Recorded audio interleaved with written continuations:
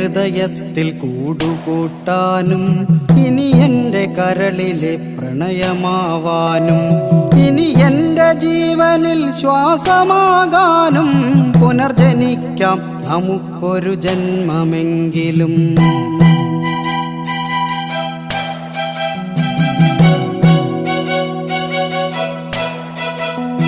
ഗതി മാറിയൊഴുകുന്ന നിള പോലെ നമ്മൾ ഈ ജന്മം വഴി പിരിഞ്ഞൊഴുകിയകലുമ്പോൾ പ്രാണനിൽ പ്രണയവും മിഴികളിൽ നോവുമായി കണ്ണീർ കയത്തിൽ നാം വിധിയെ പഴിക്കുന്നു.